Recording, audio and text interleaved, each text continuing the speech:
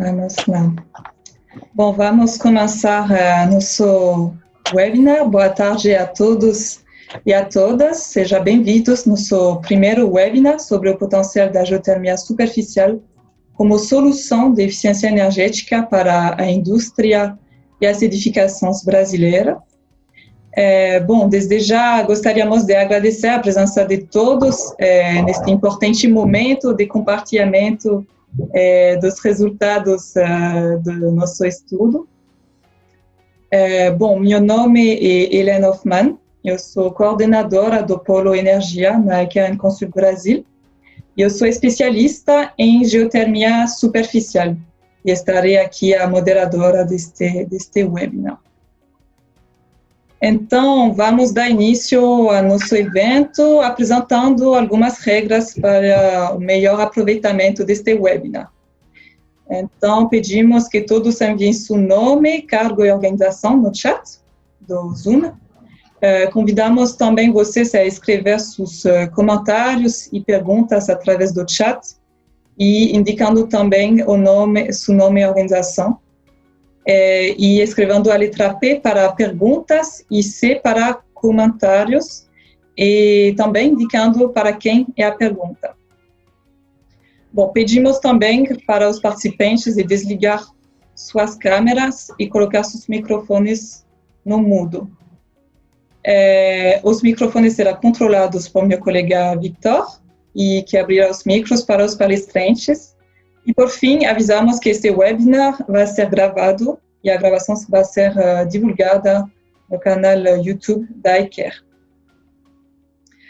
Bom, primeiro, vou contextualizar um pouco quais são os objetivos deste webinar, porque estamos aqui hoje. Bom, primeiro, eu gostaríamos dar um entendimento geral sobre o conceito da geotermia superficial e sua aplicação no mundo. Segundo, gostaríamos de apresentar os resultados do estudo que lideramos e elementos de viabilidade técnica da tecnologia da geotermia superficial e mostrar também não apenas a viabilidade técnica, mas também a viabilidade econômica e a oportunidade ambiental ligada ao desenvolvimento desta tecnologia no Brasil. E, por fim, gostaríamos de definir com vocês os próximos passos para o desdobramento da tecnologia aqui no Brasil. Então, a programação é a seguinte: vou começar com o conceito da geotermia e por que, contextualizar um pouco por que estamos falando dessa tecnologia. Depois, a Suzy Guimarães e o Jorge Peñaranda vão apresentar o trabalho realizado como parte do estudo sobre o subsolo, a compatibilidade do subsolo brasileiro com a tecnologia.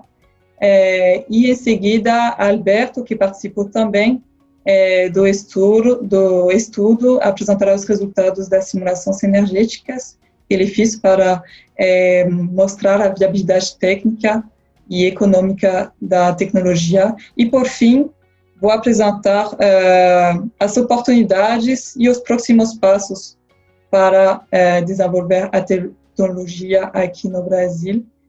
E no final, teremos um espaço de trocas e discussão para levar as suas dúvidas. Bom, primeiro, como o projeto se iniciou.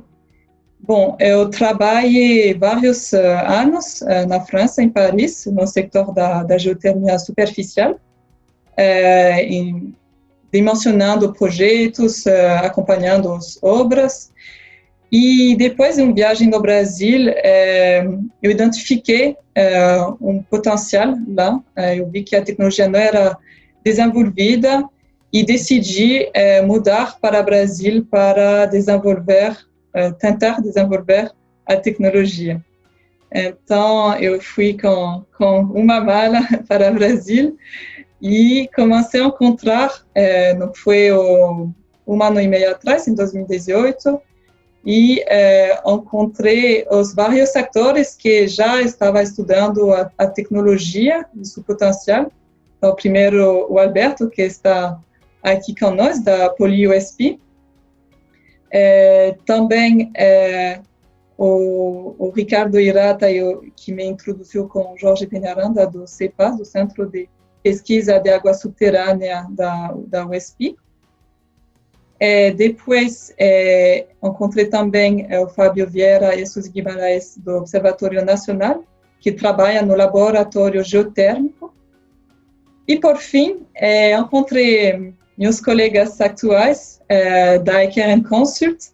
A ICARE Consult é uma empresa de estratégia ambiental e, na verdade, a ICARE liderou vários estudos e está liderando vários estudos no setor da energia com uma abordagem realmente estratégica. Estou trabalhando na França e também implementado no Brasil. E aí foi decisivo, a ICARE decidiu liderar, me apoiar neste projeto e assim lideramos um estudo junto desde abril sobre o potencial da geotermia superficial.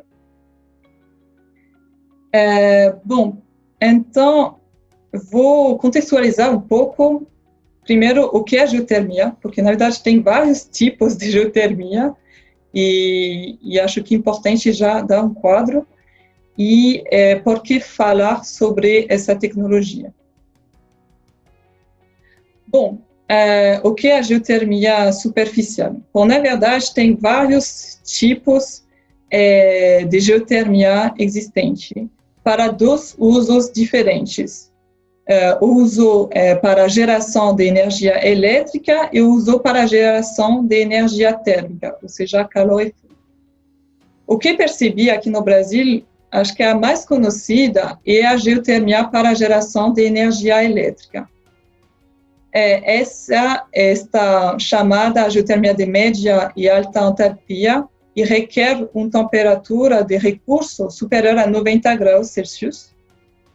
E no Brasil, a priori, tem um potencial bastante limitado, de acordo com os estudos do subsolo, pois essa temperatura de 90 graus, em geral, está atingida por temperaturas a mais de 3.000 metros, o que compromete um pouco a viabilidade econômica da tecnologia. E aí tem dois outros tipos de geotermia que são associados à geração de energia térmica. Tem a geotermia de baixa entalpia, que usa recursos entre 30 e 90 graus Celsius, que em geral é para a profundidade entre 0 e 2.000 metros de profundidade, e no Brasil tem algumas plantas mais para uso recreativo, algumas indústrias também que usam este calor para processos industriais. E por fim, o terceiro tipo de geotermia, vou dizer assim, é a geotermia de muito baixa entalpia, que usou recursos abaixo de 30 graus. Na verdade, esse tipo de geotermia não usa o calor realmente geotérmico, mas vai mais usar as propriedades térmicas do subsolo. E essa tecnologia é aplicável em qualquer lugar do mundo, não requer um contexto geológico muito especial como as outras. E, na verdade, uma coisa que surpreende bastante as pessoas é que representa o maior uso da geotermia no mundo. Tem mais de 3 milhões de plantas no mundo de geotermia superficial, e no uso direto para a geração de energia térmica representa 75% da capacidade instalada. Então, o foco do estudo está sobre essa tecnologia de muito baixa entalpia, que chamamos também de geotermia superficial. Então, aqui vou explicar um pouco como funciona essa geotermia superficial. Bom, como falei, essa tecnologia ela se baseia nas propriedades térmicas únicas do subsolo em comparação ao ar ambiente. Ou seja, o subsolo tem uma temperatura mais ou menos estável e também uma alta condutividade térmica. E isso nós vamos conectar isso com uma máquina de frigorífica para fazer transfer de calor e produzir energia térmica. Não vou entrar em detalhes sobre o funcionamento de uma máquina frigorífica, mas basicamente esta máquina frigorífica todos conhecem, são ar-condicionados, são, por exemplo, refrigeradores, e o princípio básico é que essa máquina tem a propriedade de transferir calor do meio que está frio ao meio que está quente. Aí vou entrar um pouco mais em detalhes sobre o funcionamento dessas plantas geotérmicas superficiais. Eu gosto bastante dessa ilustração. Aqui você tem acima, você tem um sistema de ar-condicionado convencional. Então, uma máquina de refrigeração, uma demanda de frio, e uma torre, por exemplo, uma torre de resfriamento, que está a maneira de evacuar o calor para o ar ambiente. Então, essa máquina de refrigeração, para fazer ar-condicionado, ela vai transferir o calor que está dentro do seu edifício para o ar ambiente.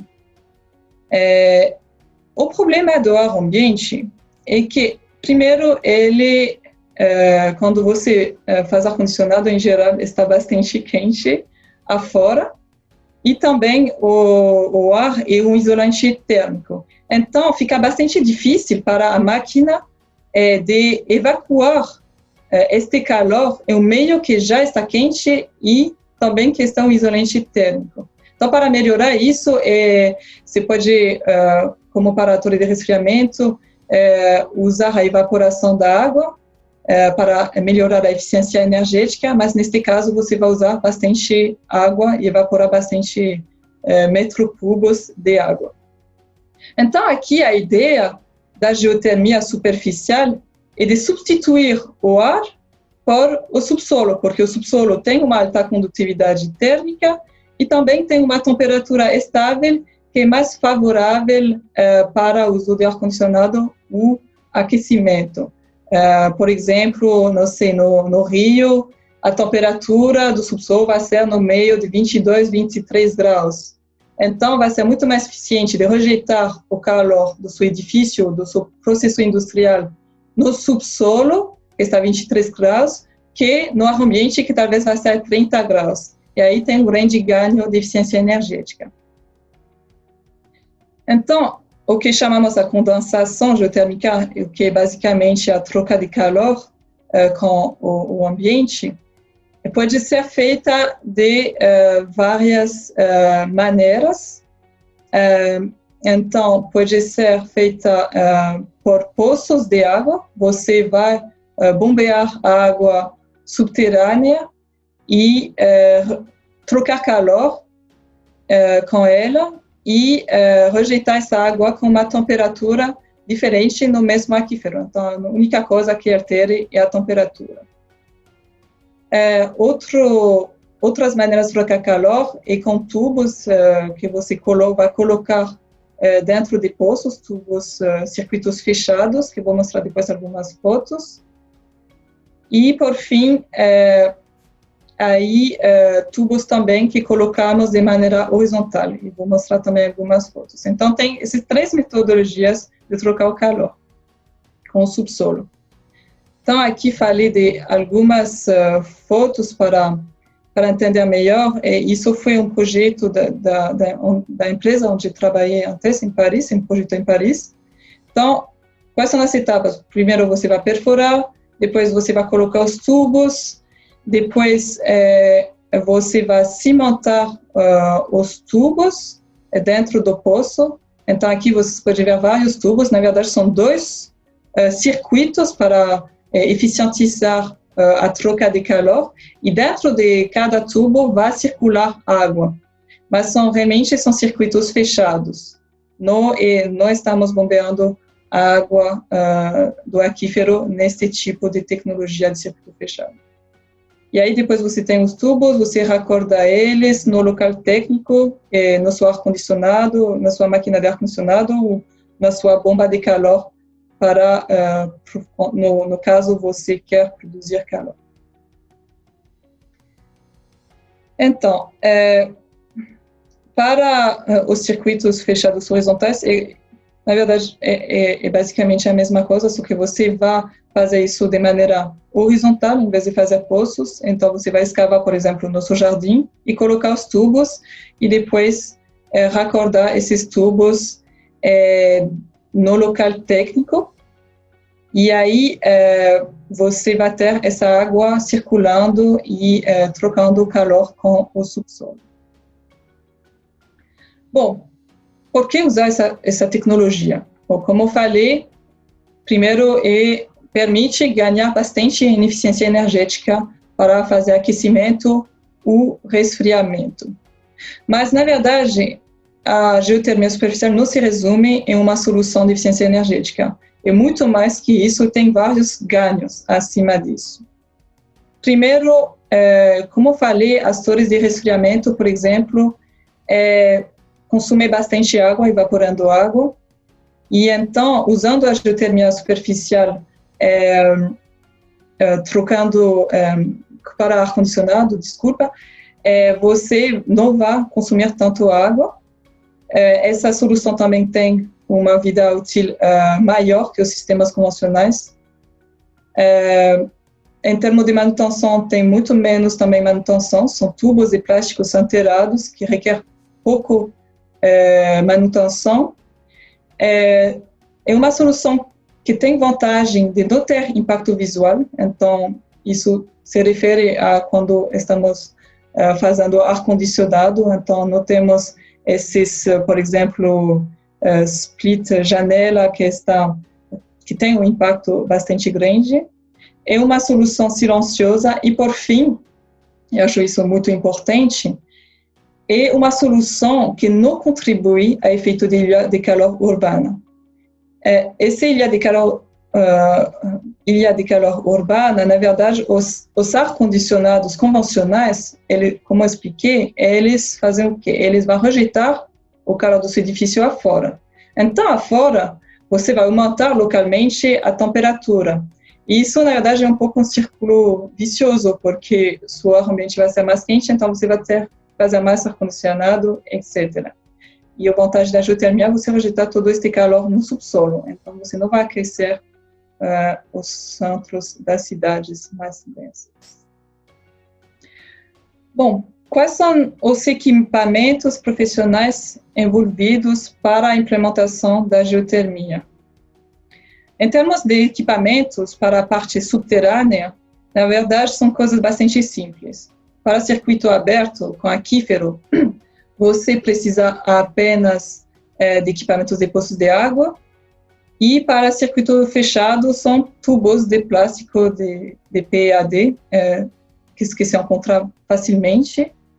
E para a parte de superfície, para a produção de calor, você precisa de uma bomba de calor, e para a produção de frio, de ar-condicionado, você precisa de uma máquina de ar-condicionado. Na verdade, pode ser uma máquina convencional, pode ser um chiller, pode ser um split, um sistema VRF, por exemplo, também. Qualquer sistema de ar-condicionado, a única coisa que muda é a troca de calor com o meio ambiente.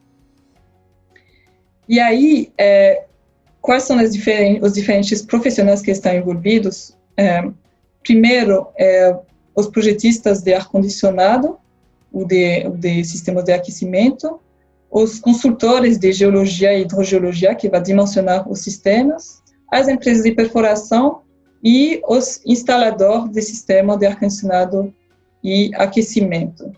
Então, são engenharias profissionais que você já encontra mesmo sem ter o desenvolvimento da geotermia superficial. Agora, é interessante ver qual é a oferta, qual é o contexto mundial, qual é o estado da arte dessa tecnologia nos outros países do mundo. Bom, aqui é a mapa onde tem em cor os países onde a tecnologia já foi implementada, pelo menos algumas plantas, existem algumas plantas. Os Estados Unidos são os líderes históricos, faz mais de 50 anos que eles desenvolveram a tecnologia, na verdade não é novo. A China é o líder mundial na verdade, no mundo tem mais de 3 milhões de plantas, está desenvolvida em mais de 50 países no mundo, com um crescimento geral médio de 9% por ano. Aí, a pergunta que eu tive quando eu cheguei aqui era sobre se essa tecnologia era já desenvolvida em climas tropicais. É verdade que em geral, a tecnologia está, pelo momento, mais desenvolvida em países frios. Então, comecemos a pesquisar um pouco e, por exemplo, achamos que a Flórida, que tem um clima semelhante ao Brasil, ao sul do Brasil, é o quarto estado dos Estados Unidos que tem mais vendas. Na Índia tem algumas iniciativas, alguns projetos, na Austrália também. Eu sei que na Índia ganharam alguns prêmios da Silicon Valley, prêmios de inovação, com projetos de ar-condicionado geotérmicos, por exemplo. E também em México, em Cancún, tem algumas plantas para um hotel. Então, sim, já está desenvolvida em países onde tem clima tropical. E aí, na América Latina também tem algum país que já está desenvolvido. Por exemplo, em Chile, já faz 20 anos que se desenvolveu a tecnologia, em Argentina também, e na Colômbia está iniciando algumas iniciativas, algumas plantas pilotos. Bom, e aí, em qual setor podemos usar essa tecnologia? E em qual setor está usada no mundo? Bom, na verdade, tem três principais setores. Na verdade, são edificações, então residencial e comercial, e os processos industriais. E isso é usado para aquecimento, então aquecimento de ambiente, de água sanitária, de piscinas, processos industriais, e também para resfriamento, então ar-condicionado, resfriamento de processos industriais, e também tem algum uso para refrigeração. Então, cada setor vai ter suas necessidades térmicas e onde você pode usar a tecnologia. Bom, e aí, qual é o contexto no Brasil? A tecnologia já foi testada e foi objeto, na verdade, das minhas primeiras pesquisas. Bom, já tem vários estudos que verificam a viabilidade técnica da tecnologia. Por exemplo, aqui este estudo do LATEC, em Curitiba, que fez vários testes do subsolo para mostrar o ganho de eficiência energética para aquecimento e ar-condicionado. Tem alguns projetos existentes. Eu gosto bastante deste projeto que está na casa do senhor Edison Tito Guimarães, em Teresópolis. Ele fez essa planta geotérmica em 1996. Então, faz já mais de 20 anos que essa planta existe para atender a demanda térmica de aquecimento e resfriamento dessa casa. Tem também vários projetos em andamento. Tem um projeto de implementação da geotermia superficial em uma fábrica da Coca-Cola. Aqui uma imagem de um teste de resposta térmica para definir as características do subsolo. E também tem um projeto piloto em que está envolvido, na verdade, o Alberto, que vai apresentar, que participou no seu estudo, para o Centro de Inovação em Construção Sustentável da Universidade de São Paulo. Então, na verdade, os poços já foram feitos e são circuitos, geotermia de circuito fechado horizontal com poços. Bom, aí contextualizando, eu acho que vou tentar fazer rápido, acho que já passou um pouco o meu tempo, mas só para dizer que a importância de focar na eficiência energética no Brasil, mesmo se a matriz elétrica é bastante limpa, na verdade a parcela dessa matriz, dessa fonte hidráulica, que representa a maioria das energias renováveis no Brasil, está decrescendo bastante, então tem esse risco de ter esse crescimento da intensidade de carbono da eletricidade brasileira. Também, em termos de custo, a energia elétrica brasileira é muito cara em comparação a outros países e está aumentando. E também, edificações e indústrias, na verdade, representam 46% das necessidades de energia, do consumo de energia. E, por fim, e aí introduzindo por que foquemos no Sul e Sudeste, o Sul e Sudeste representa quase 70% do consumo de energia elétrica e concentra a maioria do PIB. Bom, reforçando aqui a importância da eficiência energética e, na verdade, da eficiência que eu vou chamar térmica, na indústria. Na verdade, quando eu cheguei no Brasil, muitas pessoas falavam, mas não tem necessidade de aquecimento no Brasil, então a tecnologia não vai funcionar. Na verdade, tem necessidade de aquecimento, e muito, na verdade, porque a indústria, 80% da demanda de calor da indústria é para 80%, desculpa, da demanda de energia da indústria é para produção de calor. E 28% é para calor de baixa temperatura, ou seja, compatível com a tecnologia.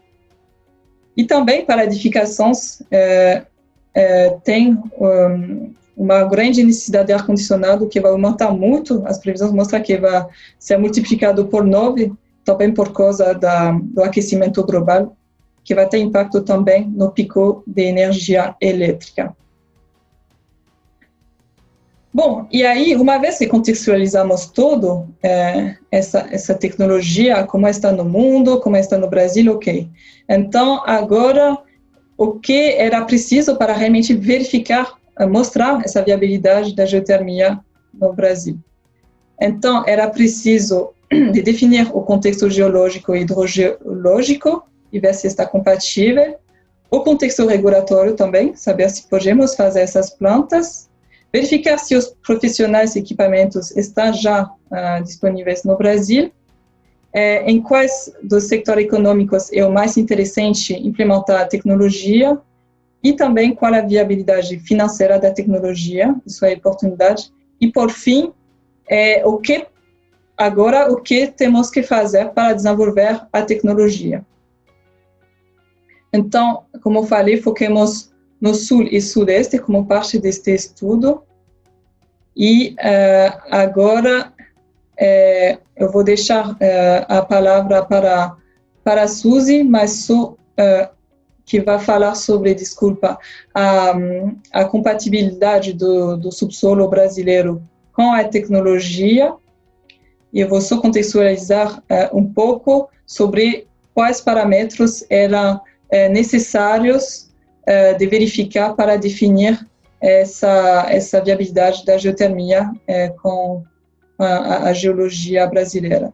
Então, para os três sistemas, era preciso, para os circuitos fechados, verificar a condutividade, a temperatura e o contexto geológico, e para a parte de geotermia com poços. Então, a parte que vai tratar Jorge era preciso verificar a temperatura, contexto geológico, profundidade de acesso aquífero, quantidade de água disponível e também qualidade de água. Então, agora vou deixar a palavra para a Suzy.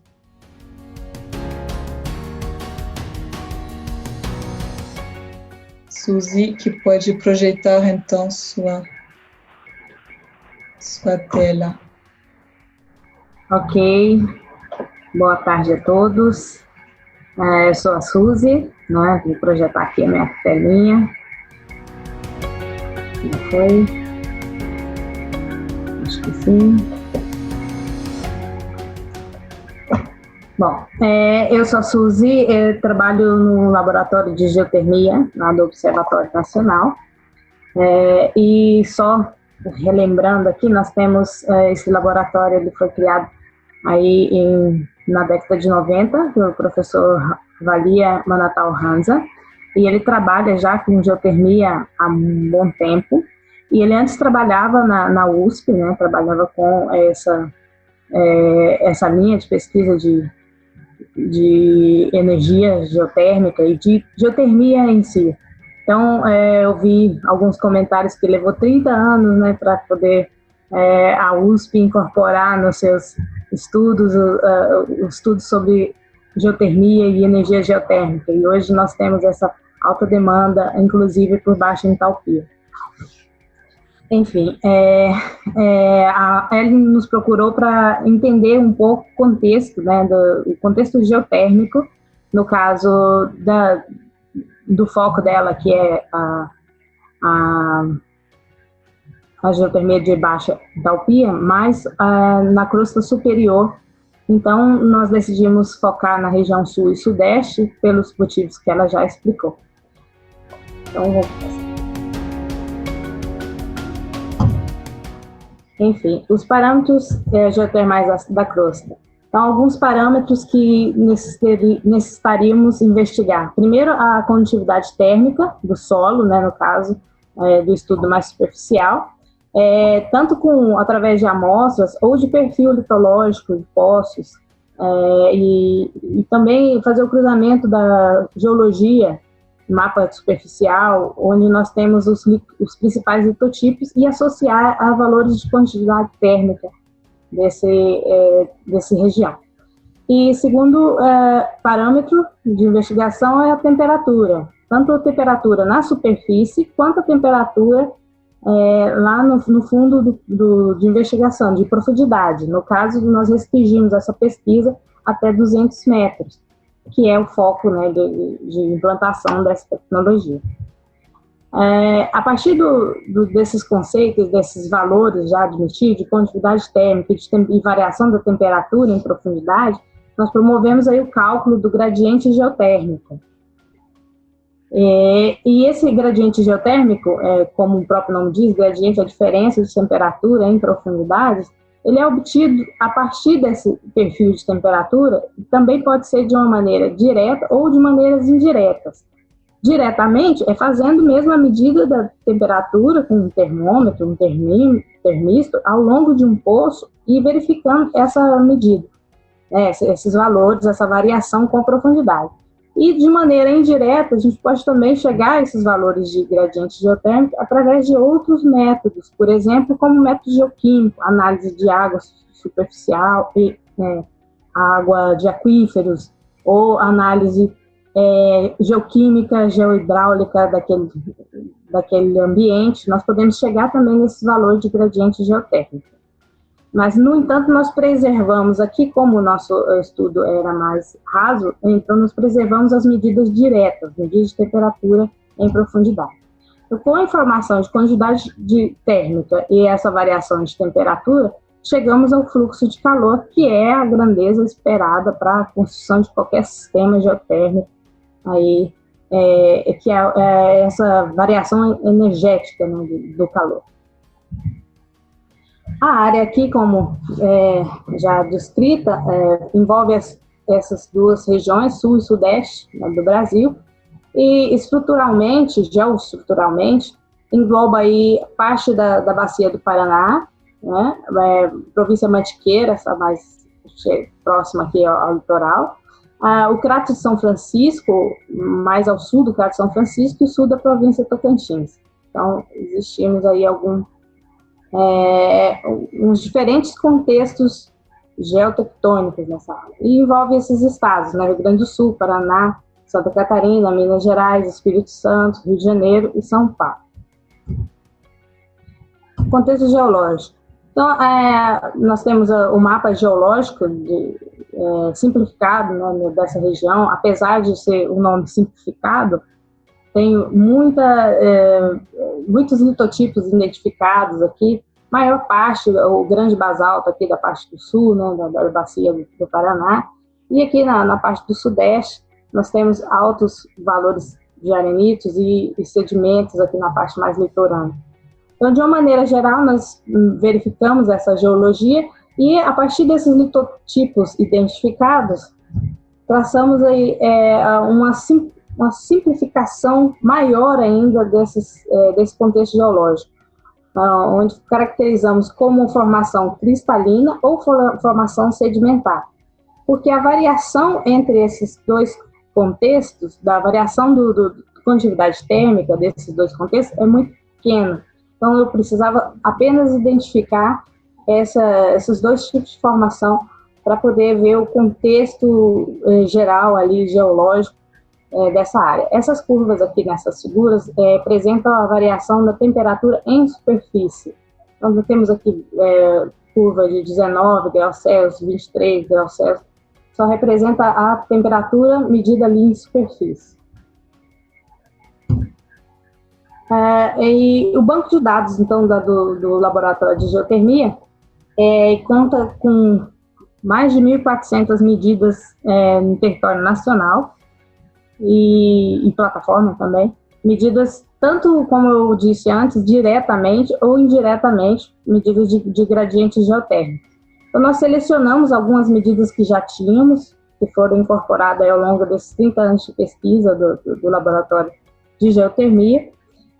Identificamos algumas medidas diretas, né, de temperatura, para verificar exatamente essa variação da temperatura em profundidade.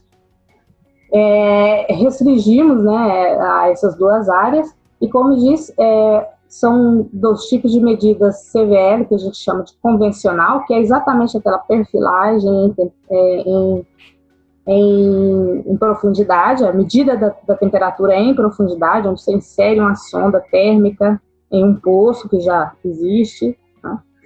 E os poços BHT, que são os poços de petróleo, onde nós não temos esse perfil exato, mas nós temos a medida do fundo do poço. Então, nós podemos ver o comportamento com a medida do fundo do poço e a medida na superfície. E aí existem algumas maneiras de correção dessa medida que nos identifica esse gradiente.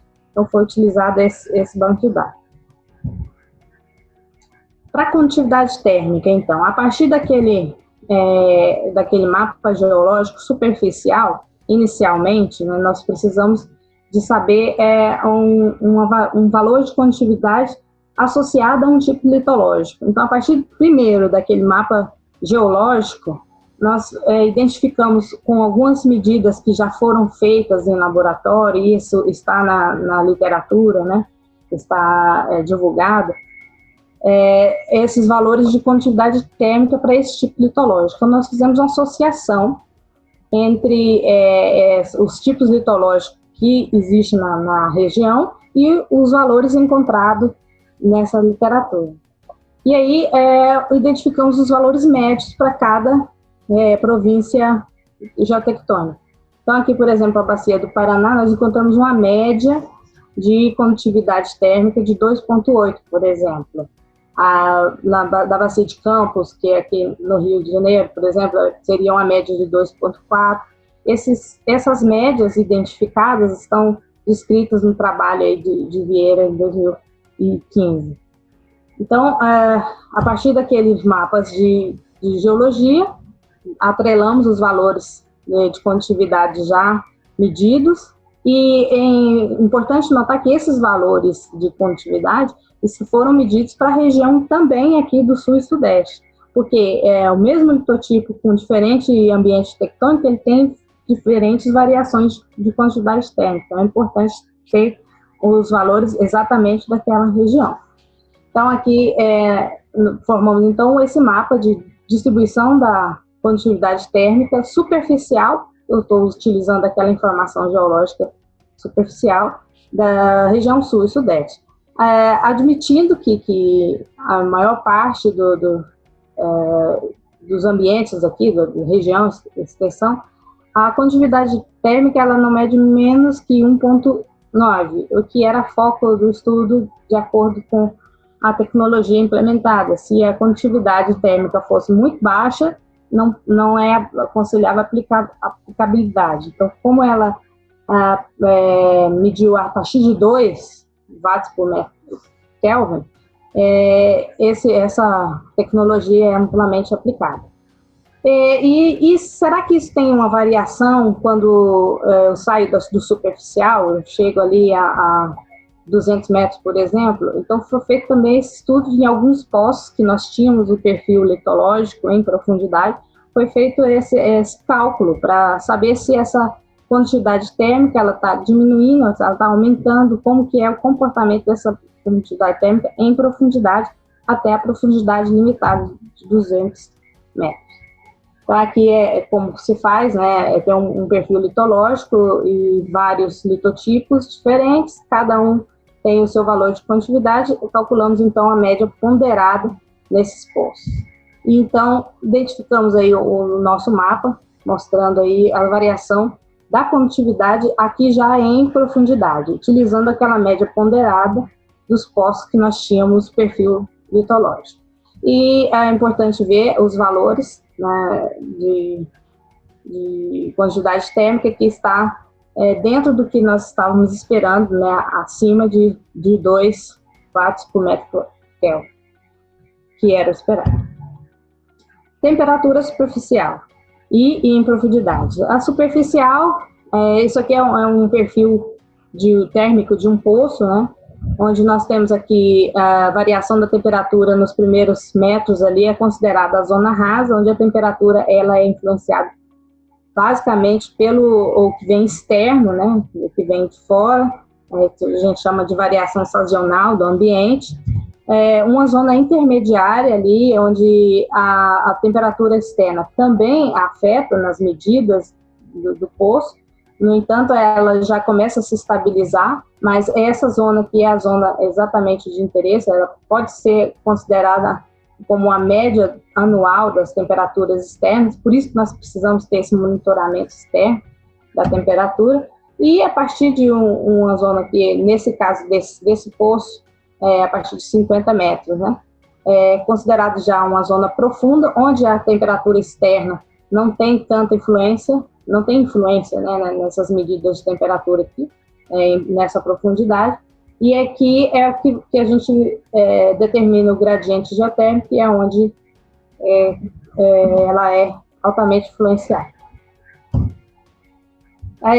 Temperaturas superficiais, é isso que é o monitoramento feito pelo INMET. Nós temos essa informação dos últimos 30 anos, onde podemos observar que na região sul e sudeste são as regiões mais frias, né, consideradas mais frias do Brasil, e na região norte e nordeste aqui as mais quentes, isso medida em superfície.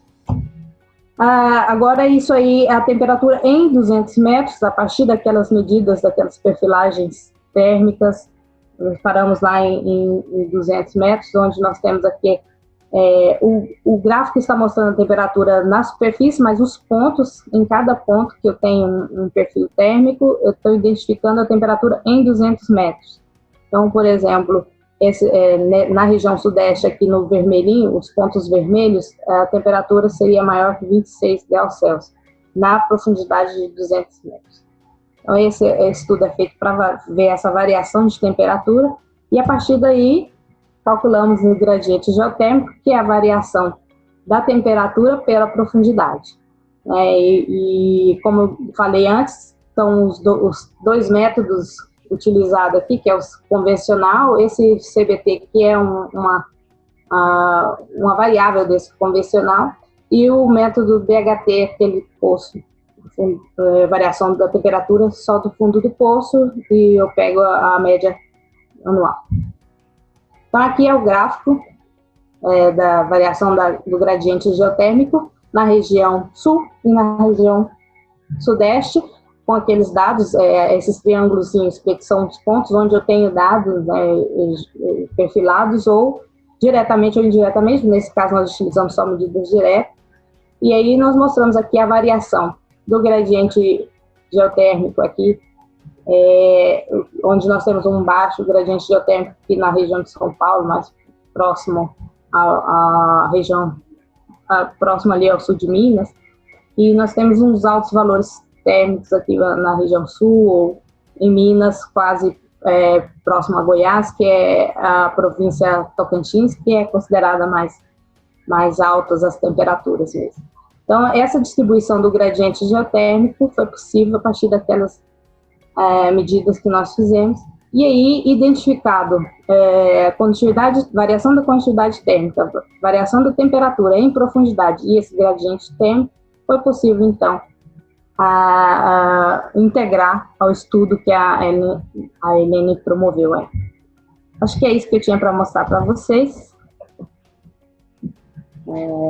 Muito obrigada, Suzy. Bom, agora que mostremos a compatibilidade da geologia e das temperaturas do subsolo com a tecnologia, então, para aplicação mais nos circuitos fechados verticais, agora o Jorge vai apresentar, eu vou projetar aqui minha tela, vai apresentar essa compatibilidade com os aquíferos. Então, bom, enquanto você faz essa manobra, eu quero me apresentar e, bom, estou vendo que a sala está cheia, né? Tempos de pandemia, muita gente, muita mais gente do que seria normalmente sem a pandemia. Então, bem-vindos todos, bem-vindos a todos os que não são brasileiros ou não falam português. Meu nome é Jorge Penharanda, sou hidrogeólogo. Bom, sou geólogo primeiro, porque no Brasil você não... a carreira de hidrogeologia especificamente não existe, você se especializa depois, através do mestrado. Fiz o mestrado no departamento de hidrogeologia e gratamente tive um convite uns tempos atrás, aí, com a Helene, o ano passado, para compor essa equipe, via o Centro de Estudos de Água Subterrânea da Universidade de São Paulo, que é a minha universidade, e fui contemplado nesse projeto graças ao contato com o professor Ricardo Vilhota, a quem agradeço daqui, né? Então, bom, 20 anos de experiência em hidrogeologia e um tanto pequeno sobre pesquisa em geotermia. De modo que podemos começar quando você quiser, e bem-vindos todos. Acho que o primeiro que temos que pensar acho que tem algumas coisas básicas, porque tem muita gente aqui que provavelmente não tem ideia do que é a geologia ou hidrogeologia. Então eu gosto de introduzir o tema, o que é a geologia. A geologia é o estudo das rochas, né? E da Terra em geral. O mais interessante da geologia é que ela está atrelada a hidrogeologia, ou seja, a água subterrânea. A geologia, que são as rochas não são uniformes. As rochas estão quebradas, às vezes são porosas, às vezes são a consequência de uma evolução da erosão, e elas, necessariamente, por conta de que a água existe na superfície terrestre, elas são preenchidas por água. Então, geologia e água subterrânea são indissociáveis. Então, um geólogo, necessariamente, em algum momento, vai ter alguma abordagem hidrogeológica dos seus assuntos. Então, é isso, estudo da terra e estudo da água.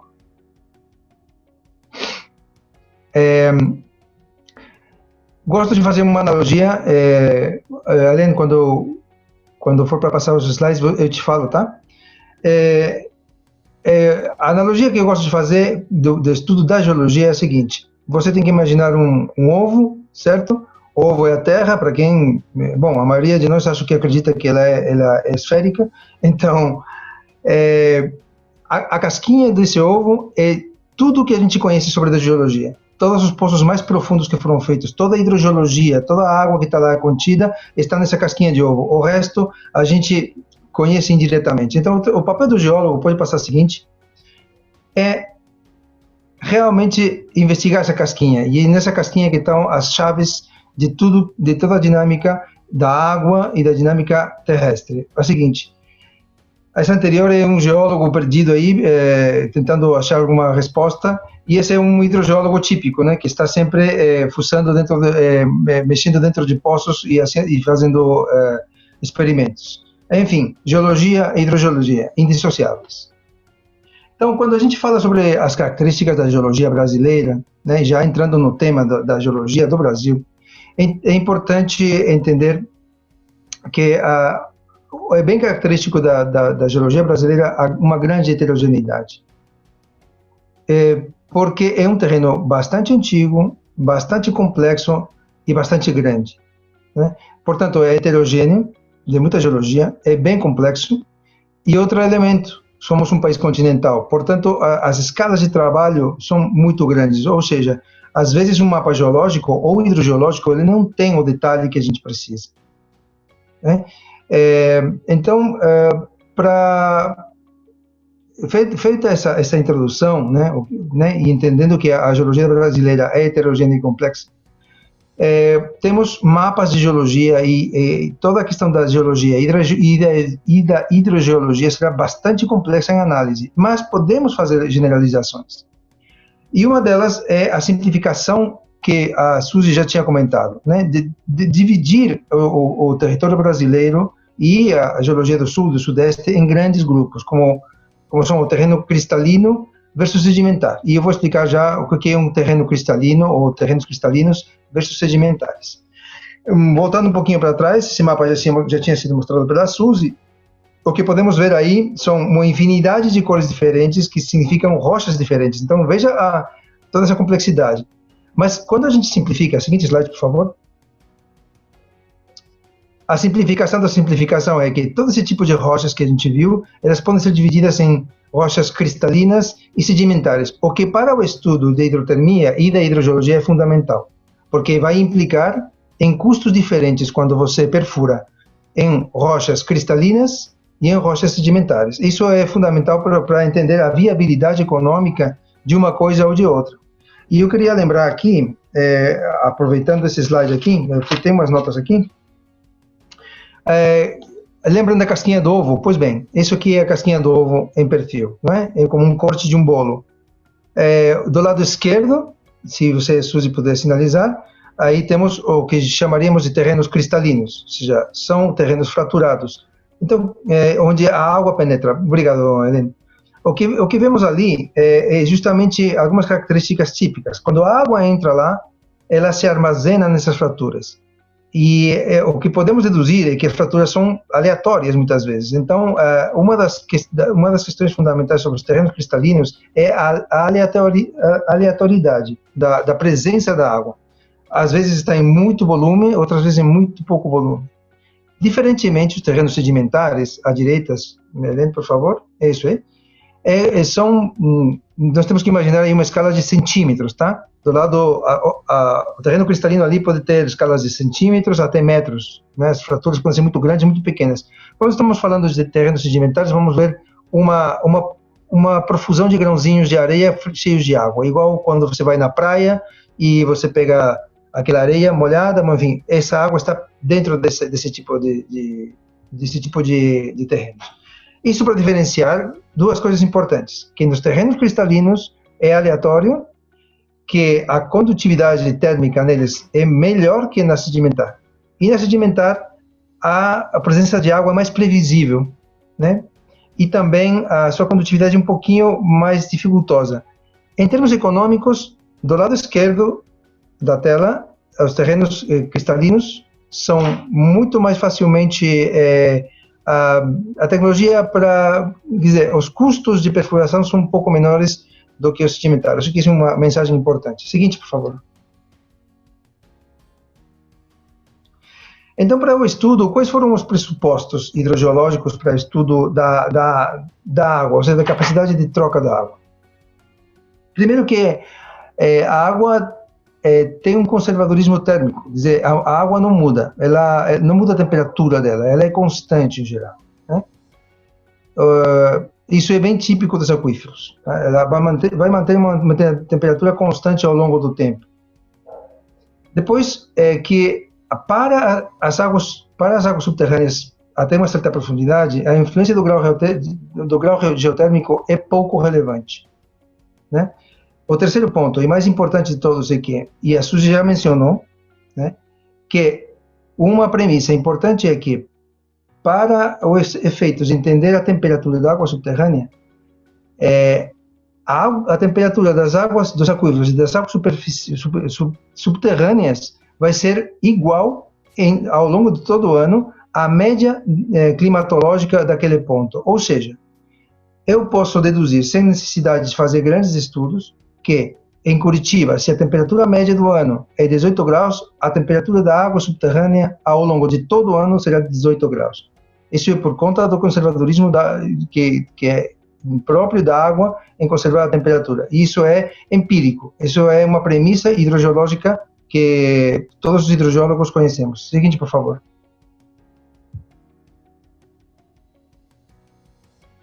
Então, quais foram os objetivos, afinal, usando essas premissas e o conhecimento hidrogeológico?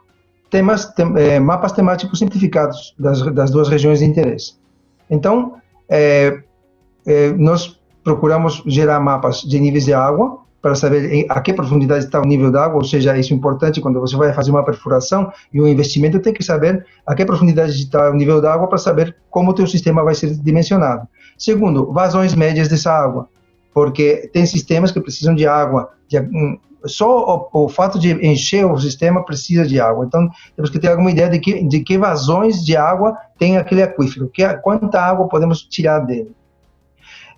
Integramos isso em sistemas geográficos de informação. Quer dizer, foi feito um compêndio de todos esses dados e integrados em sistemas geográficos de informação para poder trabalhar em camadas de informação, para gerenciar melhor a informação.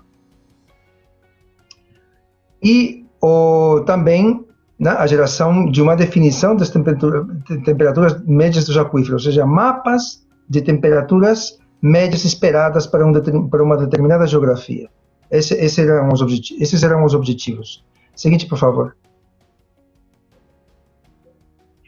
Bom, e a metodologia? Obviamente, literatura, né, publicações como essa. Anterior, por favor. Publicações como essa, por exemplo, nos dão ideias sobre custos, né? Qual é o custo da água? Seguinte, por favor. Mapas hidrogeológicos, né? Anterior, por favor. Esses servem como base para os nossos mapas, para fazer as camadas de mapas geológicos. Seguinte, por favor. Igualmente, aí acho que quero dar um ênfase nessa informação, porque existe no Brasil um sistema de monitoramento de água de poços, né, cavados no Brasil. Aí embaixo, nós podemos ver aí embaixo à direita, total de poços cadastrados. Nessa data de 6/6 de 2020, são 326.048 poços cadastrados no Brasil, monitorados. Ou seja, e quais são... e esse sistema é um sistema integrado, público e acessível. Você entra em planilhas que eles têm, Excel, e você vê, em um mapa geográfico, quantos poços tem e quais estão sendo monitorados. E o monitoramento, a informação que a gente tira deles é vazão, quanta água ele produz, profundidade do nível d'água, estático e dinâmico, de quando as bombas funcionam, o nível d'água diminui, e a profundidade total do poço. Em alguns casos, a geologia é inclusive, mas é mais raro. É um sistema básico de informação. Seguinte, por favor. E, fazendo um apanhado manual de todos esses dados, a gente trabalhou esses dados em planilhas Excel para obter médias e tanto de profundidade como de vazão, etc. Seguinte, por favor. Então, como se integram esses dados? Usamos uma base pública, por enquanto é a que temos, mas a melhor maneira é sistemas geográficos de informação. Pode ser o seguinte, por favor? Quando você integra esses dados, você tem coisas como temperatura, né? No sul-sudeste, essas linhas já representam temperatura, mais em detalhe. Mais próxima, por favor. E quando você pode, e ao mesmo tempo você pode explodir dados. Cada ponto é um poço. Seguinte, por favor. E quando você integra esses dados, cada poço tem o seu nível d'água, sua temperatura, seu nível d'água, sua vazão, etc. Eu posso gerar um dado geral para aquela região que diz aí em azulzinho, né, que o nível estático varia nesse conjunto de poços para aquela região de 3 metros de profundidade até 45, e que para Florianópolis a média esperada para o nível d'água é de 9 metros, o que é importante para um cálculo de engenharia. E isso, explodido para toda a região sudeste, posso pegar amostras de vários lugares e fazer um compêndio de médias do nível d'água. Esse é um resultado do sistema que foi integrado no sistema de Google Earth, simples assim. Seguinte. E outro mapa que era objetivo é o mapa que mostraria os sistemas cristalinos e sedimentares comparados. Seguinte, por favor. Aí em vermelho, né? Aí fala granulares e fraturados, mas seria sedimentares do lado esquerdo e fraturados do lado direito. A geologia distribuída, mais ou menos, de maneira grosseira. Seguinte, por favor. A estimativa de profundidade do nível d'água, que seriam os números em vermelho, né? A média aí. E aqui as vazões, ou seja, é um mapa, toda a informação que precisamos básica para poder tomar decisões. Seguinte. O que temos que dizer sobre as temperaturas médias dos aquíferos, né? Ao lado direito, nós podemos ver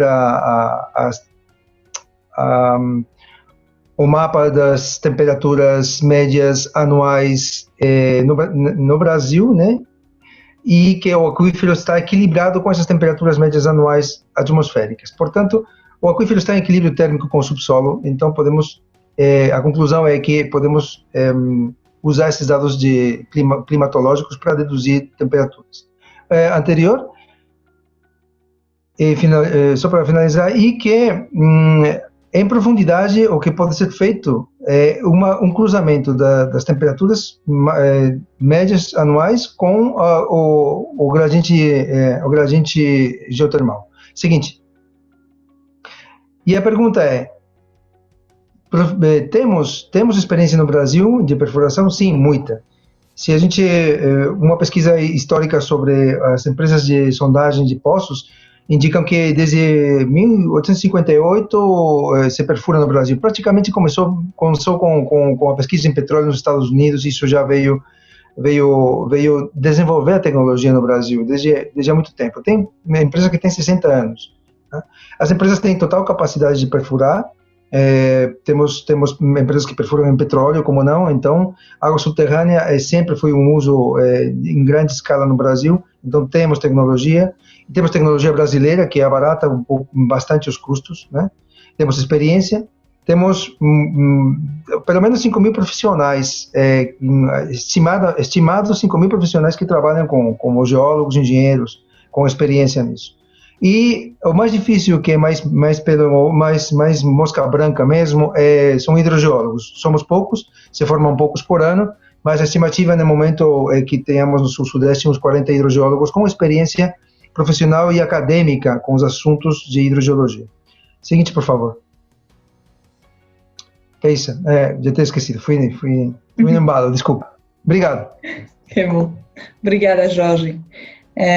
Então, agora que fechamos sobre a viabilidade técnica e a compatibilidade do subsolo com a tecnologia, vou deixar a palavra para Alberto Hernandes Neto, da PolyUSP, que vai nos explicar um pouco o trabalho dele de modelização, de simulação sinergética para mostrar a viabilidade com a tecnologia. Obrigado, Helene. Deixa eu só passar a minha tela. Vamos lá. Tá todo mundo vendo a minha tela? Sim. Sim? Estamos vendo. Então tá bom. Vamos lá. Então, gente, boa tarde a todos. Como ele me apresentou, eu sou Alberto Hernandes Neto, sou professor da Escola Politécnica da USP, no Departamento de Engenharia Mecânica. Atuo na área de eficiência energética e de edificações há 30 anos e desenvolvo vários projetos de pesquisa no meu grupo de pesquisa lá no departamento nessa área de eficiência energética e alternativas, né? O que eu vou falar um pouquinho é sobre como é que a gente fez o estudo do solo para cima, né? A gente viu até agora o que acontece do solo para baixo, o que acontece do solo para cima, né? E olhar um pouquinho isso do ponto de vista nas edificações, tá? Como é que foi feito o trabalho? Basicamente, a gente utilizou uma ferramenta de simulação que permite nós desenvolvermos um modelo de diferentes tipos de edificações e essas edificações a gente vai mostrar em detalhe daqui a pouquinho e com isso a gente consegue verificar, introduzindo para a climatização dessas edificações, comparando com um sistema tradicional, convencional de ar-condicionado contra um sistema com geotermia. Os ganhos principais na região sul e sudeste estão relacionados com questões de energia elétrica, água e também emissões de CO2 evitadas, tá certo? E a gente queria verificar em quais tipos de edificações seriam mais adequadas o uso da geotermia e em que locais ela teria os maiores potenciais de ganho e com isso viabilidade financeira para ser investida, tá certo? Foram feitas algumas definições para o custo de investimento e operação e aí tudo buscando aí o ganho financeiro atrelado a essa tecnologia. Basicamente é o que vocês estão vendo aqui, do nosso lado esquerdo, vocês estão vendo os modelos que foram construídos para avaliar essas edificações. Esses modelos foram construídos utilizando um programa de simulação denominado EnergyPlus, que é uma ferramenta de simulação muito conhecida aí na área de avaliação de desempenho de edificações. Então, para cada modelo, desde uma casa residencial unifamiliar, um condomínio residencial, um escritório, hotel, hospital e shopping, a gente definiu um perfil de ocupação para cada um desses tipos de edificações. No caso da residencial, a gente adotou como modelo convencional um split, então a casa unifamiliar foi adotado um split para ser a climatização, e no caso da solução com geotermia foi utilizado um sistema com condensação à água em slink, que é aquele que vocês viram mais superficial. Para os outros prédios, seja o condomínio residencial, o escritório, o hotel, o hospital e o shopping, foi adotado como sistema convencional um chiller, com uma central de água gelada, condensação à água com torre de esfriamento, e do outro lado, como sistema de geotermia, a condensação à água com looping fechado vertical. Tá? E todos esses foram pensados, esses prédios, essas edificações, para perfis típicos, né? A tentativa de aproximar de tipologias mais conhecidas ou mais utilizadas no Brasil. Tá? Com isso, a gente definiu algumas hipóteses quanto à relação da tipologia, as eficiências de cada sistema de climatização. Com os estudos da Suzy e do Jorge, a gente conseguiu definir e caracterizar bem o solo para qual vai ser implementado essas tecnologias, e com isso a gente consegue avaliar custos, né, consumo de energia elétrica do edifício com e sem o sistema de geotermia, avaliando aí qual é o fator de emissão de CO2 em função do consumo de energia elétrica, e aí os custos disso, né? E aí foi avaliado localmente para cada cidade os custos de instalação do resfriador geotérmico ou convencional acoplado às tarifas de eletricidade e de água. E no caso, é importante que a gente leve em consideração que no caso da geotermia, o uso de água é bastante reduzido, e isso é um potencial adicional que a gente pode agregar a esse tipo de sistema. Tá? E a gente otimizou os vários tipos, né, de tipologias de sistemas geotérmicos para atender às demandas de climatização de cada edificação.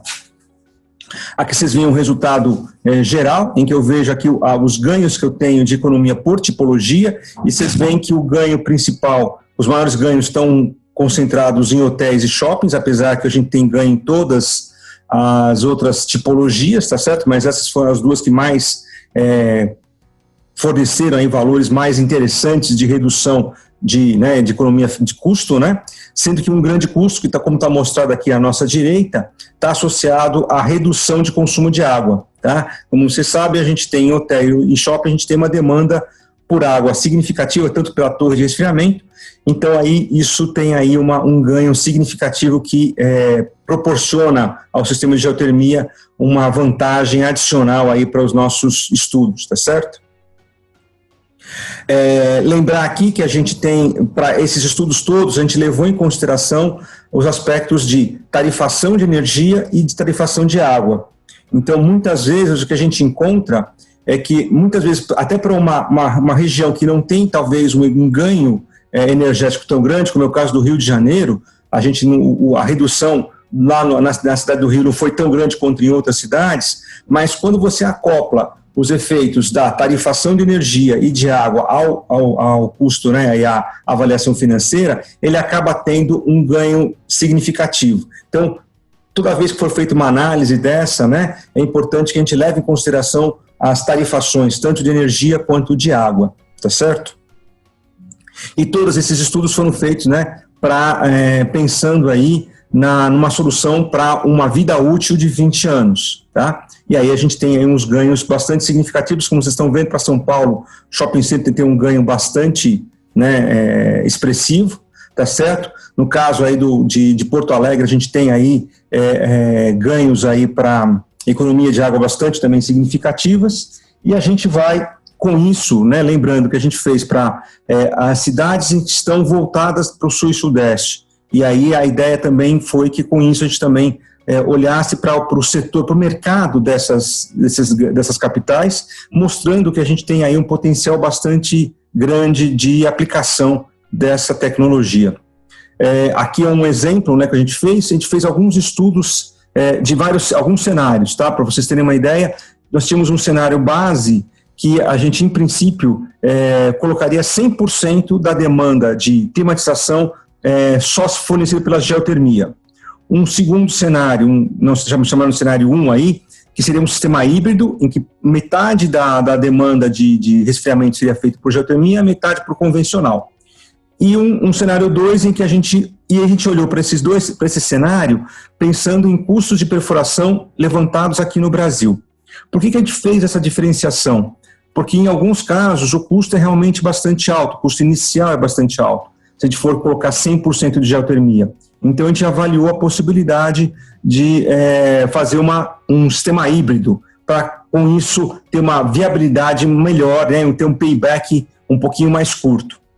E finalmente no cenário 2 a gente verificou, usando o cenário 1, só que usando aí custos de perfuração levantados também fora do Brasil, para verificar o impacto disso, porque realmente o custo de perfuração é um dos maiores custos que a gente tem nesse tipo de sistema. Então, se a gente conseguisse observar, né, fazer um exercício aí de futurologia, imaginando, olha, se a gente conseguisse reduzir esses custos de perfuração, como é que ficariam os resultados, né, de retorno de investimento? E a gente chega, em alguns casos, aqui um exemplo é de Curitiba para o hospital, em que a gente tem um payback. Se a gente utilizar esse cenário híbrido com custos menores de perfuração, a gente pode chegar em paybacks de até 3 anos, o que é muito interessante do ponto de vista de, né, aplicação dessa tecnologia aqui no Brasil. Só para finalizar, desculpa, Helene, só para fechar, para não tomar muito tempo, a gente já está no adiantado aí da hora. O que é importante a gente ressaltar nessa tecnologia e nesses estudos é que a gente tem que, toda vez que for fazer um estudo desse, é preciso fazer uma análise no local. A gente fez, claro, um levantamento aí para ter uma ideia disso, mas todo o estudo deve passar uma avaliação no local. Porque, como falou mesmo a Suzy e o Jorge, a gente tem uma variabilidade, a gente consegue apresentar um comportamento do solo, mas a gente tem condições locais que podem variar bastante, tá? Então, a gente tem, por exemplo, só para exemplificar, no caso lá do projeto que a gente está desenvolvendo lá na USP, a gente fez um levantamento de solo e a gente tinha uma expectativa baseado nesse levantamento, nessa mapeamento que foi feito, só que em função da característica do solo da USP, a gente verificou que as condições de solo eram bem diferentes. Então, é importante a gente ter essa primeira avaliação que foi feita, apresentada aí pela Suzy e pelo Jorge, mas não pode ser descartada o ensaio local, né, usando aquelas máquinas de TRT, né, de Thermal Response, né, Transient, para a gente poder conseguir avaliar como é que é a característica do solo se ele vai ter condições, se tem muita percolação de água ou não, isso muda significativamente o desempenho do sistema de geotermia, para que a gente possa fazer um estudo de caso, uma avaliação bem mais consolidada e com critério e mais segura, para que a gente possa realmente avaliar e dizer, olha, dá para fazer, qual que é o payback, qual que é o custo e a avaliação disso. Mas, fechando aqui, a gente entende que também, além dessa questão do resfriamento, os sistemas de geotermia também podem ser usados para aquecimento. A gente não levou em consideração esse aspecto aí no caso do estudo, a gente só olhou a parte de climatização, mas existe também um segundo potencial, menor, mas existe, de também usar acoplado, né, de uma maneira, fazer uma recuperação de calor nos sistemas de geotermia para promover aquecimento, seja de água ou de algum processo, tá certo? Então, eu diria para vocês que hoje o potencial de implantação de geotermia no Brasil é grande, precisa agora aprofundar esses estudos para a gente poder começar a desenvolver mais e tornar essa alternativa tecnológica mais viável aqui para o nosso país. Eu agradeço muita atenção e eu passo a palavra para a Helene para ela poder dar continuidade aqui. Eu vou liberar aqui a minha tela. Muito obrigada, Alberto. Eu vou compartilhar a minha agora.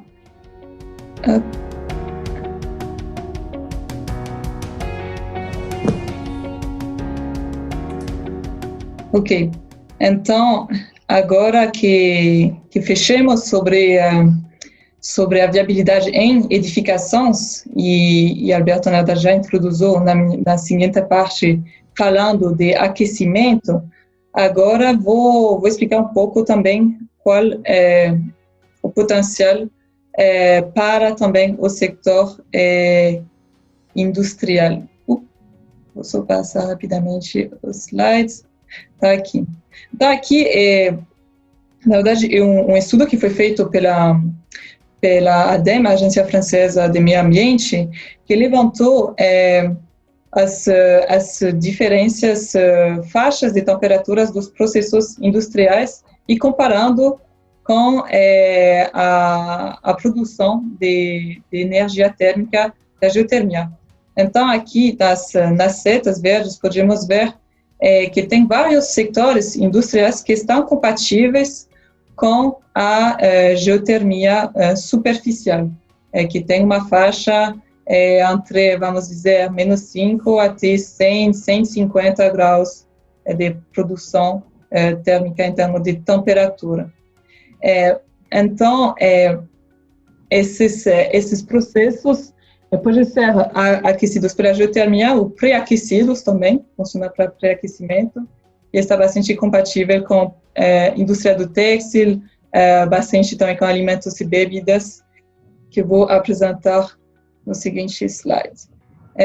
Então, eu foquei aqui no setor de alimentos e bebidas, porque apareceu como um setor bastante compatível, um setor industrial compatível com a geotermia devido à sua demanda térmica de frio e calor, para fermentação, para refrigeração, para água de lavagem. E a demanda deste setor industrial, na verdade, representa 2,6% do consumo total do setor industrial, do consumo total de energia.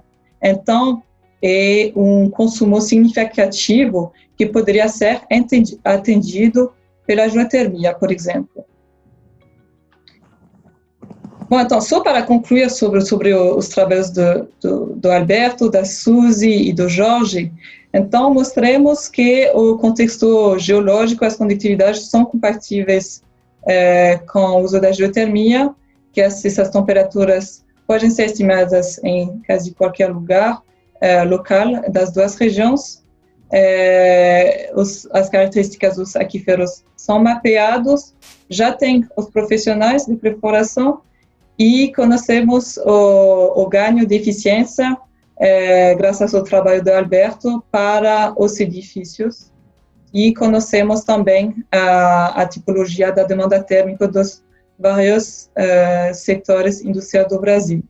Então, agora, tem poucos minutos, ultrapassamos bastante do tempo, mas eu quero agora falar das oportunidades e também dos próximos passos. E agora, o que vamos fazer agora que mostremos que tem um potencial para essa tecnologia, que realmente é uma oportunidade para a transição energética do Brasil. Bom, respondendo aqui nessa pergunta, só para definir qual vai ser os próximos passos, se amanhã eu quero implementar um projeto de geotermia, eu posso ou não? Então, aqui eu fiz algum levantamento sobre o licenciamento. A geotermia de circuito fechado, na verdade, não realmente precisa de licenciamento, e a geotermia de aquífero ainda tem um licenciamento para a definir para a rejeição no aquífero. Em termos de acessibilidade dos equipamentos para a planta subterrânea, para os sistemas fechados temos os tubos de plástico e para aquíferos temos os equipamentos para fazer poços. Para bombas de calor é um pouco mais difícil achar, mas tem no Brasil. Depois, para a construção, capacidade de construção, para o dimensionamento, as tecnologias com poços, precisa alguma modelização, que na verdade precisaria de capacitar os geólogos e também as empresas de perfuração. E aí, uma pergunta, provavelmente muitas pessoas aqui estão se perguntando mais, então, se funciona bem, se tem uma grande oportunidade, então, por que o mercado não existe já no Brasil? Então, nós fizemos essa análise e concluímos que, bom, primeiro, na verdade, eu penso que poucas pessoas aqui sabiam que a geotermia poderia ser usada para climatização ou refrigeração. Erroneamente pouco vinculada neste uso. Também tem uma grande confusão entre a geotermia profunda e a geotermia superficial, e a geotermia profunda tem menor produtividade, e também a situação econômica no Brasil, que foi historicamente frágil e que não permitiu fazer essas inovações, e as políticas públicas no Brasil, na verdade, descobrimos que estão bastante focadas na eficiência elétrica e não na eficiência térmica, com financiamentos que pode ser bastante difícil de acesso. Então, fizemos, com os resultados das simulações do Alberto, fizemos alguns cálculos para saber se, uma vez a tecnologia desdobrada, qual seria a oportunidade para o país. Então, primeiro, em termos de economia de energia, isso representa bastante, 1,2 milhões de barris de petróleo bruto, e isso apenas considerando a conversão de 1% das instalações de ar-condicionado para edifícios e 1% das instalações de aquecimento para a indústria. Então, poderia ser até maior, mas tomemos um cenário conservador e, mesmo assim, a oportunidade é bastante grande. Também, substituindo todas essas histórias de resfriamento que evapora muito água, isso permite evitar o consumo de 89 mil caminhões-pipas por ano. E, por fim, a oportunidade para o clima, para mitigar as mudanças climáticas, uma economia grande de CO2 equivalente às emissões anuais de 91 mil brasileiros. Então, agora, o que precisamos fazer para acelerar o desenvolvimento da tecnologia? Vou passar rapidamente porque temos pouco tempo, mas acho que, na verdade, são das partes as mais importantes, porque vai definir os próximos passos. definimos primeiro que a parte de sensibilização e formação é uma parte muito importante, como, na verdade, como estamos fazendo agora, comunicar sobre a tecnologia, compartilhar as informações, os casos de sucesso no mundo, o estado da arte no mundo, e também disponibilizar profissionais competentes. Então, formar os profissionais atuais e os futuros profissionais. E para isso, para também evitar contra-referências, projetar plantas que seriam mal feitas e que faria uma publicidade negativa na tecnologia. Segunda série de recomendações é sobre a tecnologia e conhecimento. Então, poderíamos investigar um pouco mais a viabilidade em outros setores também, aprofundar, na verdade, seria o aprofundamento desse estudo que fizemos, também estudar a viabilidade para outras regiões e outras tecnologias, por exemplo, a hidrotermia, que o uso não de água de aquífero, mas também de água superficiais, como está feito no Museu da Manhã, no Rio de Janeiro, que também tem um grande potencial. Então, tecnologias que são similares, que poderiam ser também estudadas, mostrar a viabilidade da tecnologia fazendo plantas pilotos, isso é muito importante também, e facilitar o acesso aos equipamentos, estruturar um setor industrial e apoiar na escolha das soluções. Por fim, última recomendação é sobre os tributos e financiamento. Então, encorajar a eficiência térmica e não apenas a eficiência elétrica. Então, talvez poderíamos pensar em criar um programa nacional de eficiência térmica e também integrar essa noção de eficiência térmica nos planos de energia e clima. E outro objetivo de superar os custos de investimento, fazendo redução de impostos, tarifas preferenciais. Na verdade, isso foi baseado na experiência internacional, por exemplo, os Estados Unidos, que aplicam essas redução de imposto e impulsou bastante o mercado da geotermia lá. Então, aqui, fechando, na verdade, eu queria colocar essa pergunta para vocês, se ainda tem algumas pessoas, pois nós estávamos acabando o tempo da apresentação, mas poderia ser interessante, talvez, vocês colocar no chat, como comentário, como você está vendo esses próximos passos, como você poderia participar ao desenvolvimento do setor, como parte da sua organização, do seu trabalho, seria interessante. E agora, acho que tem pouco tempo para as dúvidas, as perguntas, mas acho que vou olhar aqui as perguntas, talvez responder em algumas antes de fechar este webinar. Então, vou olhar aqui algumas perguntas.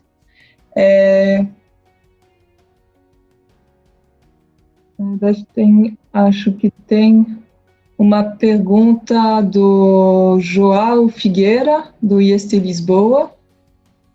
Na verdade, um comentário. Existem mais sistemas para, além dos falados, existem as estruturas termoativas como túneis, estacas e paredes enteradas. Sim, efetivamente, na verdade, a questão é a troca de calor. Então, você pode trocar o calor também com outros sistemas, são menos divulgados, mas você poderia, efetivamente, já tem esse potencial com estruturas termoativas, túneis, estacas. Na verdade, estacas, eu não me concentrei nisso, mas estacas são bastante similares aos circuitos fechados verticais. Na verdade, é só colocar esses tubos dentro das estacas. Na verdade, o CISC, o Centro de Inovação de Construção Sustentável, talvez, Alberto, você quer comentar, na verdade, foi uma operação de geotermia em estacas. Exatamente. A gente, no SIX, nesse centro de inovação que está sendo construído na USP, a gente está usando o resfriamento geotérmico em parte do edifício, e as estacas do edifício, elas são colocadas, junto com a estaca, são colocados os tubos, né? De maneira a poder aproveitar o calor, que a gente já que a estaca está sendo colocada, a gente aproveita e coloca os tubos já nessas estacas. Então, já está sendo feito, a ideia é que a gente possa estudar o potencial desse tipo de ação, né? A gente tem um trabalho voltado, como eu falei, para o solo, em que tem a professora Cristina de Sua, da Universidade de São Carlos, que está analisando os efeitos, né, da geotermia sobre as estacas, do ponto de vista estrutural, geotécnico, né? E eu vou fazer a parte de estudo do ponto de vista de bomba de calor para a climatização de edificações utilizando essa tecnologia. Então, é possível sim. Aqui, realmente a parte de túneis e paredes, a gente tem ainda, é uma aplicação, ainda tem que ter um estudo bem mais aprofundado, porque exige que você pense aí de uma maneira até mais integrada com a arquitetura e com a implantação do prédio, mas é possível também. As estacas a gente já está fazendo, já com esse loop vertical. Aliás, esses loops verticais aqui, uma possibilidade é realmente, você pode fazer isso fora, né, num terreno fora, ou pode aproveitar as estacas do próprio prédio. Isso é possível também.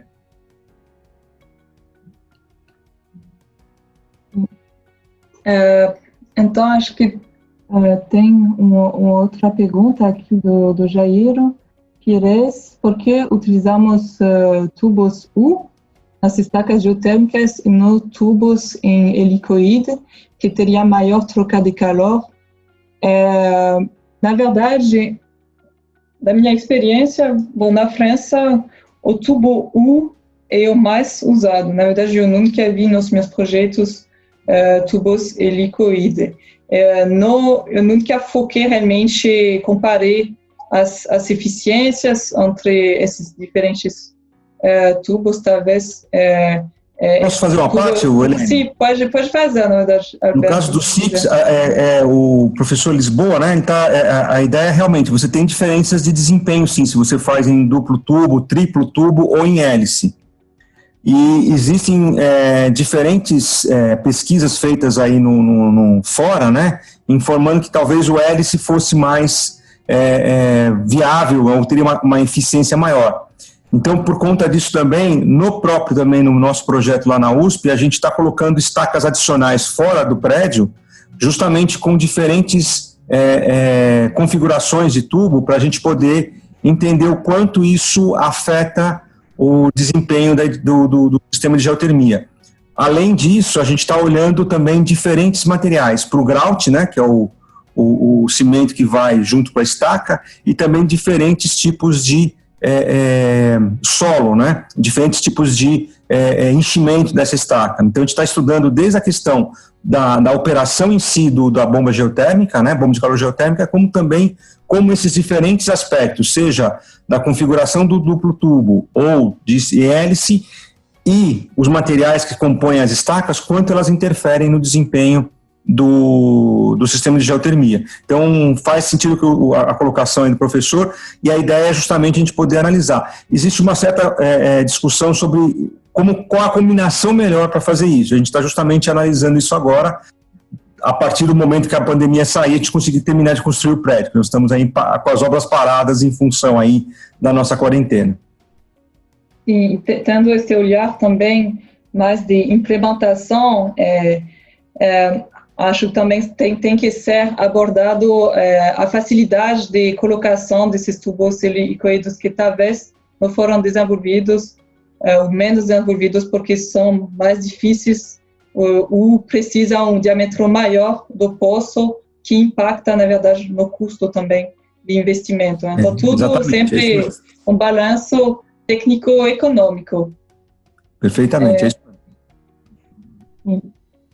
Então, uma questão aqui, nós vamos continuar, acho, as perguntas, se todos concordam. Ultrapassamos muito do tempo, mas acho que é bom de continuar as perguntas. Então, Francisco Zigara, que tem uma pergunta sobre alguns, qual seria o gradiente térmico superficial óptimo para poder aproveitar?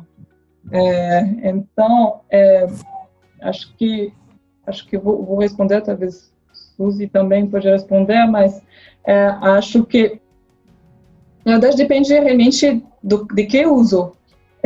Se você quer aquecer um processo industrial, aí é melhor de ter um gradiente geotérmico maior para ter temperaturas maiores. Se seu objetivo é de fazer ar-condicionado, então você precisa de temperaturas mais baixas.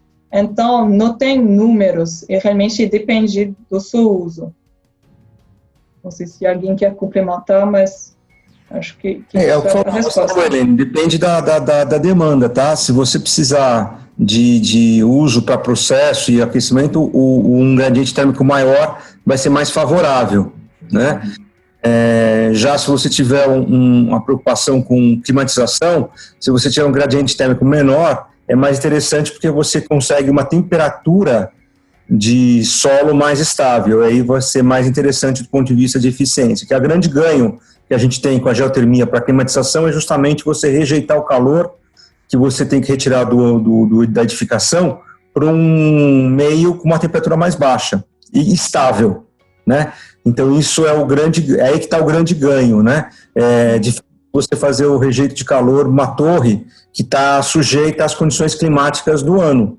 Então, no verão, por exemplo, que é o momento que a gente precisa mais de ar-condicionado, as condições externas não são favoráveis para a rejeição de calor. Quando você tem geotermia, você não tem esse problema. Então, você tem os grandes ganhos acontecem, no nosso caso de Brasil, no verão, quando eu tenho a temperatura muito alta lá fora e o solo está uma temperatura mais baixa, e eu consigo rejeitar uma temperatura mais baixa e aí ter aumentos de eficiência bastante significativos, né? Isso, sim. Agora tem uma pergunta para a Suzy. Foi considerado o efeito do índice pluviométrico da região estudada para a definição da condutividade térmica dela ou somente pela composição do subsolo? Vi essa pergunta. Então, não foi considerado o índice de chuva, não. Mas eu acredito que ele estava falando sobre a rocha ser saturada ou não. Tem uma pequena variação quando eu considero a minha amostra saturada ou não. Ela tem uma diferente valor de condutividade.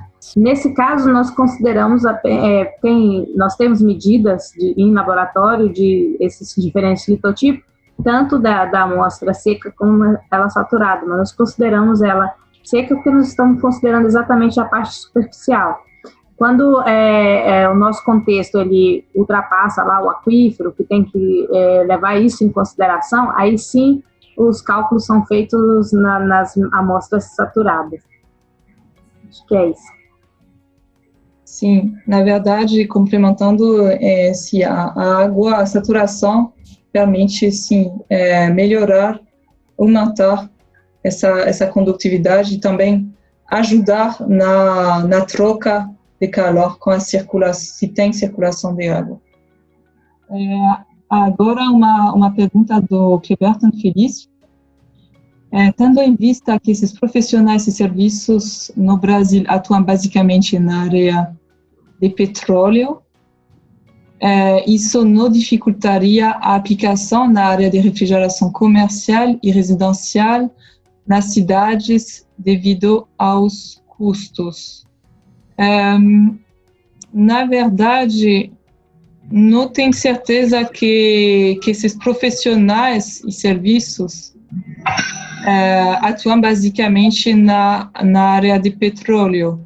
Na verdade, os profissionais se propõem... Eu diria que o pessoal da área de petróleo é muito específico e tem um volume de pessoas muito menor trabalhando na área de petróleo. Isso sim, são bem específicos, mas as empresas que têm hidrogeólogos, geólogos e nas questões de hidrogeologia são mais que suficientes para esse trabalho. São um volume muito maior de pessoas e com custos relativamente baixos hora homem comparado com o que seria a indústria de petróleo. Eu acho que é isso. Sim. Obrigada, Jorge. Passando na próxima pergunta, acho que é mais um comentário do Carlos Rolim. Então, muito boa iniciativa, parabéns a todos pela riqueza dos detalhes. Obrigada, Carlos. Como doutorando em engenharia civil com área de concentração em geotecnia, em estacas trocadoras de calor, seria muito bom a visão do geotécnico também. Tem um excelente vídeo no YouTube que, caso alguém se interesse, interessantíssimo, é difícil essa palavra. Então, sim, na verdade, você tem razão. Para essa parte, talvez Alberto poderia complementar também com essa experiência em estacas, mas sim, a visão do geotécnico é muito importante quando se envolve estacas, até para avaliar se os tubos e a planta geotérmica não afetam as características estruturais da estaca também. Mas talvez, não sei, Alberto, se quer complementar, se acho que você está mutado, Alberto, mas se no SIC tinha geotécnicos também envolvidos bastante. Na verdade, a gente, o trabalho, por exemplo, eu posso falar um pouco do trabalho que a gente está desenvolvendo lá no centro, né? A questão principal é que, realmente, a gente acompanhou, né, a perfuração das estacas e a colocação dos tubos de geotermia, e junto vai o grout, e a gente verificou uma série de questões relacionadas com a densidade desse grout, a textura dele, e em alguns lugares a gente entrava muito tranquilamente, colocava a estaca, colocava a armadura com os tubos de geotermia presos a elas, sem problema nenhum. Em outros lugares foi um parto quase. Então, precisa ter e só conseguimos porque tinha um apoio de uma equipe de geotecnia do lado para poder fazer todo esse trabalho. Então, é um trabalho multidisciplinar, não dá para você resolver isso, tem que ser resolvido, e como eu falei, cada caso é um caso, mas você precisa desse apoio de geotecnia com certeza, senão muitas vezes não viabiliza a implantação dos sistemas. Sim, eu concordo, sim. Então, acho que agora é tempo de fechar. Se tem mais perguntas, podemos recolher elas e divulgar para vocês depois por e-mail as respostas. Então, muito obrigada por assistir a esta palestra e, bom, não hesite em entrar em contato comigo, com a Suzy, Alberto, Jorge, para saber mais sobre a tecnologia e os resultados desse estudo. Então, boa tarde a todos. Boa tarde a todos. Fiquem com saúde, tudo de bom para vocês. Até logo. Foi um prazer, pessoal. Muito obrigado a todos. Um prazer. Obrigado, Lene.